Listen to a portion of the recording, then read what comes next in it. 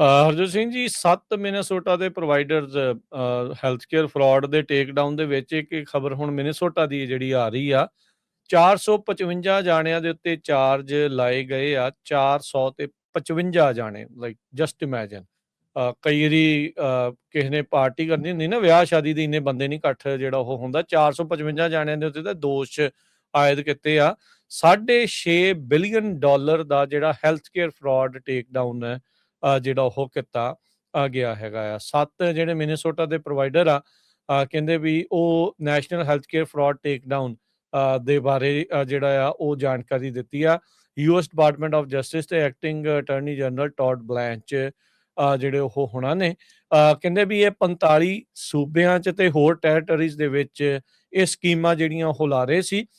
health care fraud ਕਥਿਤ ਤੌਰ ਦੇ ਉੱਤੇ ਤੇ ਓਪੀਆਈਡ ਅਬਿਊਜ਼ ਦੀਆਂ ਜਿਹੜੀਆਂ ਸਕੀਮਾਂ ਆ ਉਹ ਇਹਨਾਂ ਦੇ ਉੱਤੇ ਜਿਹੜੀਆਂ ਚਾਰਜਿਸ ਇਸ ਦੇ ਤਹਿਤ ਲਾਏ ਗਏ ਹੈਗੇ ਆ ਕਹਿੰਦੇ ਵੀ ਫਾਲਸ ਕਲੇਮ 6.5 ਬਿਲੀਅਨ ਡਾਲਰ ਦੀ ਲਾਗਤ ਦੇ ਉਹਨਾਂ ਨੇ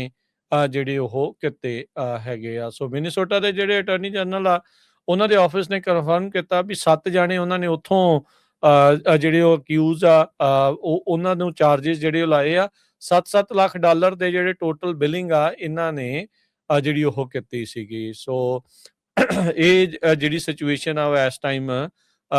ਬਣੀ ਹੈਗੀ ਆ ਸੋ ਤੁਸੀਂ ਇਮੇਜਿਨ ਕਰੋ ਹੁਣ 455 ਜਾਣਿਆਂ ਦਾ ਨਾਂ ਤਾਂ ਆਪਾਂ ਨਹੀਂ ਜਿਹੜਾ ਤੁਹਾਨੂੰ ਦੱਸ ਸਕਦੇ ਓਬਵੀਅਸਲੀ ਇਹ ਉੱਥੋਂ ਤੁਹਾਨੂੰ ਜਾਣਕਾਰੀ ਇਵੈਂਚੁਅਲੀ ਅਦਾਲਤੀ ਦਸਤਾਵੇਜ਼ਾਂ ਤੋਂ ਪਤਾ ਜਿਹੜੀ ਉਹ ਲੱਗ ਜਾਊਗੀ ਸੋ ਅਟਾਰਨੀ ਜਨਰਲ ਨੇ ਕਿਹਾ ਵੀ ਅਸੀਂ ਮਿਨੇਸੋਟਾ ਦੇ ਅਟਾਰਨੀ ਜਨਰਲ ਦੇ ਨਾਲ ਮਿਲ ਕੇ ਉੱਥੋਂ ਦੇ ਡਿਪਾਰਟਮੈਂਟ ਆਫ ਹਿਊਮਨ ਸਰਵਿਸਿਜ਼ ਦੇ ਨਾਲ ਮਿਲ ਕੇ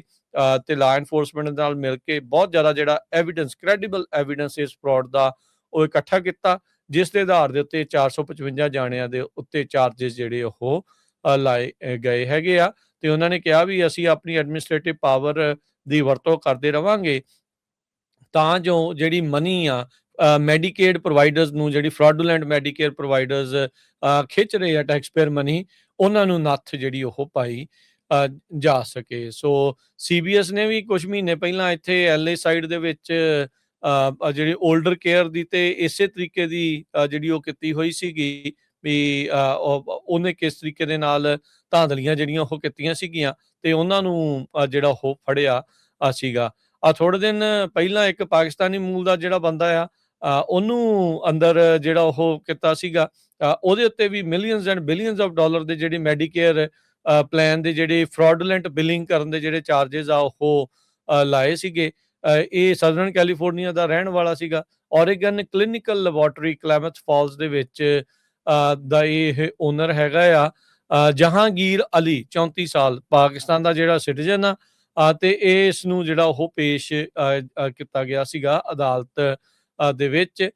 ਫਰਾਡੂਲੈਂਟ ਬਿੱਲ ਜਿਹੜੇ ਮੈਡੀਕੇਅਰ ਪਲਾਨ ਦੇ ਲੋਕਾਂ ਦੇ ਆ ਉਹ ਮੈਡੀਕੇਅਰ ਸਿਸਟਮ ਦੇ ਵਿੱਚ ਪਾਉਂਦਾ ਰਿਹਾ ਤੇ ਕਹਿੰਦੇ ਵੀ ਐਜ਼ ਅ ਰਿਜ਼ਲਟ ਫਰਾਡ ਦੇ ਮੈਡੀਕੇਅਰ ਐਡਵਾਂਟੇਜ ਪਲਾਨਸ ਨੇ ਇਹਨੂੰ 28 ਮਿਲੀਅਨ ਡਾਲਰ ਜਿਹੜੇ ਫਰਾਡੂਲੈਂਟ ਕਲੇਮਸ ਦੇ ਜਿਹੜੇ ਉਹ ਦਿੱਤੇ ਆ ਐਲਏ 에ਅਰਪੋਰਟ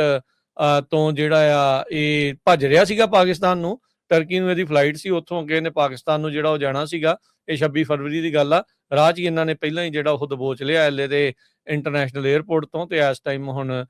ਜੇਲ੍ਹ ਦੀ ਹਵਾ ਜਿਹੜੀ ਉਹ ਖਾ ਰਿਹਾ ਆ ਸੋ ਇੰਨਾ ਕੁ ਜ਼ਿਆਦਾ ਜਿਹੜੀ ਧਾਂਦਲੀ ਆ ਜਿਹੜੀ ਹਰਜੋਤ ਸਿੰਘ ਜੀ ਹੈਲਥ ਇੰਸ਼ੋਰੈਂਸ ਦੇ ਨਾਂ ਦੇ ਉੱਤੇ ਨਕਲੀ ਬਿੱਲ ਬਣਾ ਕੇ ਜਿਹੜੀ ਉਹ ਚੱਲ ਰਹੀ ਹੈਗੀ ਆ ਤੇ ਹੁਣ ਇਵੈਂਚੁਅਲੀ ਉਹਨਾਂ ਦਾ ਪਰਦਾਫਾਸ਼ ਹੋਣਾ ਸ਼ੁਰੂ ਹੋਇਆ ਹੈ